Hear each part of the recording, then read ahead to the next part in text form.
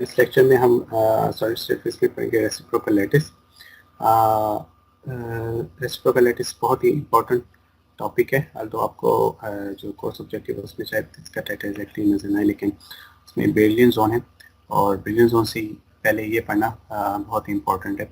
और जितने भी आगे थ्योरी जो है सॉलिड सरफेस जो हम पढ़ेंगे वो रेसिप्रोकल लैटिस के कंसेप्ट पे ही बेस होगी।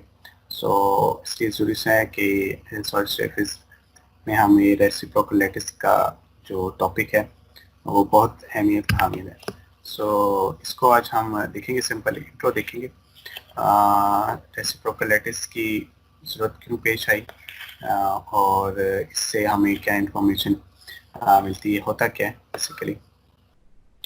सो स्टार्ट करते हैं कि अभी तक हमने जो लैटिस क्रिस्टल स्ट्रक्चर जो हमने पढ़े अभी तक, हमने देखा कि वो विजुअलाइज जितने भी किया हमने वो एक रियल लैटिस में हमने जो अरेंजमेंट ऑफ एटम्स ड्रॉ करके फिर क्रिस्टल स्ट्रक्चर ड्रॉ किए और उनकी फिर क्रिस्टलोग्राफिक जो प्रोजेक्शन है वहाँ से हमने प्लेन्स ड्रॉ किए और हमें प्लेन्स की जो है फिर ओरिएंटेशन पता लगी ऑन द बेसिस ऑफ कि हमने जो भी क्रिस्टल स्ट्रक्चर बनाया और फिर प्लेन्स की जो ओरिएंटेशन रखी। इससे हमें जो डिटेल मिलती है प्रोजेक्शन से क्रिस्टलोग्राफिक जो उनसे हमें ज़्यादातर प्लेन्स की ओरिएंटेशन पता लगती है। लेकिन हमें डी स्पेसिंग जो है प्लेनर के दरमियान जो स्पेस है वो उस तरह से डायरेक्ट नहीं पता लगता। उसके लिए फिर हमें अलग से कैलकुलेशन वगैरह करनी पड़ती है। सो वही बात कि this projection only display the orientation of the plane respect to the crystallographic axis, कि हमने एक्स वाई एक्सिस पे जो भी स्ट्रक्चर ड्रॉ किया और फिर उसकी वजह से हमें प्लेन्स जो हमने ड्रॉ किया उनकी ओरिएंटेशन पता लगती है कि जो स्ट्रक्चर है उसकी ओरिएंटेशन क्या। इस सेक्शन में हम ऐसा प्रोजेक्शन पढ़ेंगे जो हमें प्लेन्स की ओरिएंटेशन के साथ साथ जो इंटरप्लेनर स्पेसिंग है वो भी हमें बताए। सो ऐसी कोई चीज़ जैसे हमें दोनों चीज़ें एट टाइम पता लग जाए तो उसके बारे में हम देखेंगे कि वो क्या है। और साथ ही साथ मैं थोड़ा सा पीछे जाऊंगा। हमने ब्रैग्स लॉ में जो आपने डिफ्रैक्शन का पार्ट पढ़ा था और उसमें हमने देखा था कि डिफ्रैक्शन में लेट्स सपोज प्लेन पे एक कोई एक्सरेज इंसिडेंट हुई रिफ्लेक्ट बैक होके मल्टीपल एक्सरेज जो हैं वो प्लेन्स पे इंसिडेंट होके रिफ्लेक्ट बैक, और हमने देखा कि एक हमें डिफ्रैक्शन पैटर्न वो प्रोड्यूस करेंगे। अभी डिफ्रैक्शन पैटर्न उसी वक्त आएगा जब हमने देखा था कि ब्रैग्स की जो कंडीशंस हैं वो सेटिस्फाई हों और जो इनके जो ट्रांसफर वेव्स हैं वो कंस्ट्रक्टिव इंटरफेरेंस बनाए, तो फिर हमें दूसरे एंड पर हमें जो स्पॉट्स हैं वो ब्राइट हमें नजर आएंगे। सो डिफ्रैक्शन पैटर्न हमें नजर आएगा। अब वही कि इस रेसिप्रोकल लैटिस की जरूरत क्यों पेश आई। सो इसका जवाब इसमें है कि हमें ये स्पॉट्स तो नज़र आ गए, डिफ्रैक्शन पैटर्न्स जो हैं हमें ब्राइट स्पॉट्स में नज़र आए, लेकिन इनको स्टडी कैसे करना था, ये हमें क्या इन्फॉर्मेशन दे रही है, तो वो हमें नहीं समझ आया। तो उसका फिर कंसेप्ट जो है ये इमेजिनरी कंसेप्ट है टू स्टडी दिस डिफ्रैक्शन। तो एक साइंटिस्ट थे, उन्होंने फिर रेसिप्रोकल लैटिस का कंसेप्ट दिया। वन ऑफ द रीज़न कि हमें एक तो ये प्लेन ओरिएंटेशन और हमें इंटरप्लेनर स्पेसिंग का बताएं, साथ साथ जो डिफ्रैक्शन पैटर्न क्रिस्टलोग्राफी उसमें हमें हेल्प आउट किया कि ये हमें क्या इंफॉर्मेशन बेसिकली दें। रेसिप्रोकल लैटिस को साथ साथ इसको फोरियर ट्रांसफॉर्म यहाँ पर लिखना है कि Fourier transform of real lattice भी कहा जाता है इसको, रेसिप्रोकल बेसिकली। सो फोरियर ट्रांसफॉर्म आपने पढ़ी होगी शायद, फोरियर जो है सिग्नल एंड प्रोसेसिंग में या डिजिटल सिग्नल प्रोसेसिंग में आप देखेंगे कि फोरियर ट्रांसफॉर्म जो है आप time domain to frequency domain में जाते हैं, टाइम पे फ्रिक्वेंसी में। सो वो हमें एक पिक्चर का फोरियर ट्रांसफॉर्म है, तो बेसिकली हमें पिक्चर का एक डिटेल हमें मालूम हो जाती है कि कलर कौन सा है या उसकी डेप्थ कितनी है, इवन डिस्टेंस इस तरह में। सो इट्स आल्सो कॉल्ड, जो रेसिप्रोकल लैटिस है, ये भी कहा जाता है कि इसके Fourier transform of a real lattice, real crystal lattice, जो हम अभी तक पढ़ते हैं ये। इसको ड्रॉ कैसे करते हैं, लेट्स सी, उसको हम देखते हैं।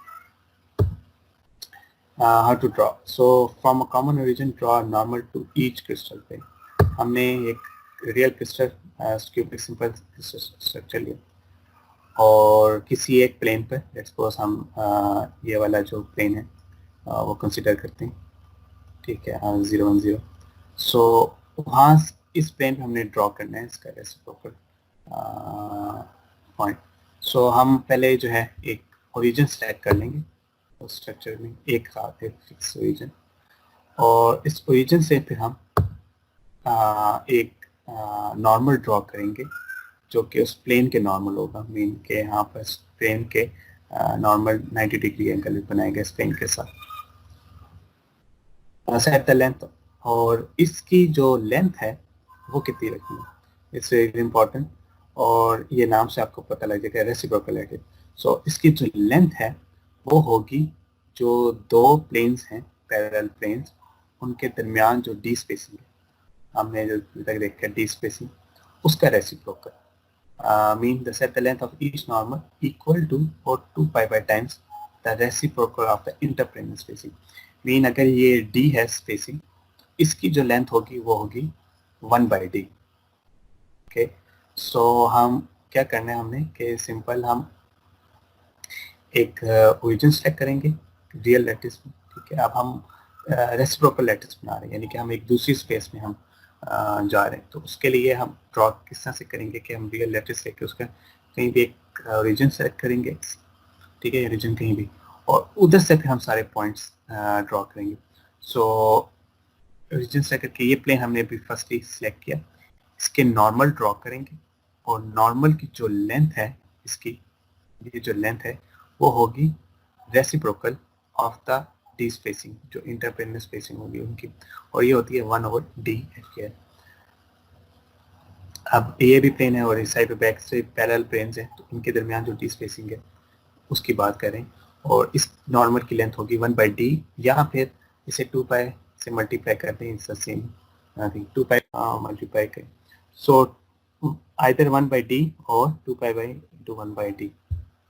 और जितनी जो लेंथ होगी उसके बाद क्या करेंगे, वहां पर हम एक पॉइंट जो है वो मार्क कर देंगे,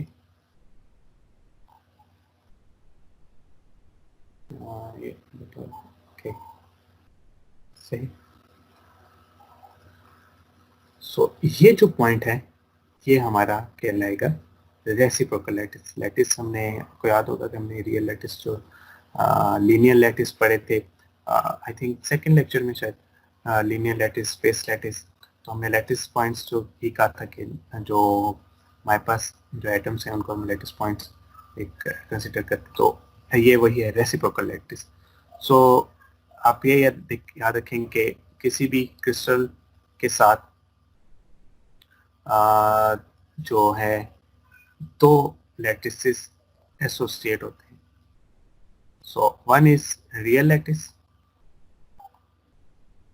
जो हम आप तक पढ़ते हैं अभी तक पिछले लेक्चर्स में, जिसमें हमने ये स्ट्रक्चर पढ़े, और एक कहलाता है रेसिप्रोकल लैटिस, ठीक है। सो हर क्रिस्टल के साथ क्रिस्टलोग्राफी उसमें उसके साथ दो लैटिसेस जो हैं वो एसोसिएट होते हैं, एक को रियल लैटिस कहते हैं और एक रेसिप्रोकल लैटिस। सो यहाँ तक उम्मीद है आपको ये समझ आ चुकी होगी कि ड्रॉ कैसे किया, कि कोई भी रियल लैटिस जो स्ट्रक्चर है वो उसके हमने ओरिजिन सेलेक्ट करना है, फिर वहाँ से हमने जिस प्लेन पे हमने रेसिप्रोकल लैटिस ड्रॉ करना है उस प्लेन के हम नॉर्मल ड्रॉ करेंगे, और उसकी जो लेंथ है वो रखनी है हमने reciprocal of the interplanar spacing, जो कि होती है 1/d। और यहाँ पे 2π/1 और d के लिए हमारे वही प्लेन्स की ओरिएंटेशन बता रहा है। सो यहाँ तक उम्मीद है कि ये चीज़ की होगी कि हमें ये रेसिप्रोकल लैटिस पॉइंट हमने एक जो है real reciprocal lattice point from real plane के हमने ड्रॉ किया। इसी तरह अगर हम डिफरेंट रेसिप्रोकल अब स्पेस अगर हमने ड्रॉ करनी, यानी कि ये तो पॉइंट आ गया, तो इसी तरह इसी रीजन से हम बाकी प्लेन्स पे भी नॉर्मल ड्रॉ करके हम वो पॉइंट्स जो हैं वो फाइंड आउट करेंगे। ये जो कलेक्शन ऑफ पॉइंट्स होंगे ये हमारा कहलाएगा रेसिप्रोकल लैटिस स्पेस, ये रेसिप्रोकल स्पेस कहलाएगी। ठीक है, रेसिप्रोकल स्पेस। तो ये इस तरह हम रेसिप्रोकल स्पेस हम फिर बनाएंगे। सो रेसिप्रोकल पॉइंट जो है हमने देखा कि क्या क्या चीज़ें इसमें इस पॉइंट से हमें मालूम हो सकती है। वो इसके प्लेन की कौन कौन सी इंफॉर्मेशन जो है वो इस पॉइंट में स्टोर है। वन, एक तो इसकी डायरेक्शन जो है प्लेन की वो इस पॉइंट से हमें पता लगेगी। दूसरी जो डिस्टेंस है ओरिजिन से लेकर इस पॉइंट तक, जो कि वो हमें बता देगा डी स्पेसिंग, कि हमारे प्लेन्स की स्पेसिंग कितनी। सो वही बात हमने की थी कि हम एक ऐसी प्रोजेक्शन पढ़ेंगे जिससे हमें दोनों चीज़ें मालूम हो जाए। सो इस पॉइंट से जिस तरफ ये है उस पॉइंट के ओरिएंटेशन से हमें पता लगेगा कि प्लेन की डायरेक्शन क्या है, और जो डिस्टेंस फ्रॉम द ओरिजिन है वहाँ से हमें इसकी डी स्पेसिंग पता लगेगी। वही बात यहाँ पर है कि reciprocal points preserve all characteristics of the plane, plane की तमाम जितनी भी इंफॉर्मेशन है वो हमें बताया जाएगा। Direction from the origin preserve the orientation of the plane, direction है ओरिजिन से जो होगी वो हमें बताएगी ओरिएंटेशन क्या है प्लेन की। अगर ये जीरो, अब ये वाई सिर्फ है तो 0 1 0 प्लेन है, यानी कि अगर ये है तो ये 0 0 1 होगा। Distance of the point from ये फ्रॉम है, from the origin preserve the interplanar spacing of the planes. तो जो डिस्टेंस होगा वो हमें बताएगा कि डी स्पेसिंग कितनी है, यानी कि डिस्टेंस बिटवीन द प्लेन्स वो कितना है। सो ये जो कंसेप्ट है रेसिप्रोकल लैटिस का बहुत इम्पोर्टेंट रोल करता है इसमें। जैसे कि शुरू में मैंने बताया था कि स्लोग्राफी के जो डिफ्रैक्शन पैटर्न्स हैं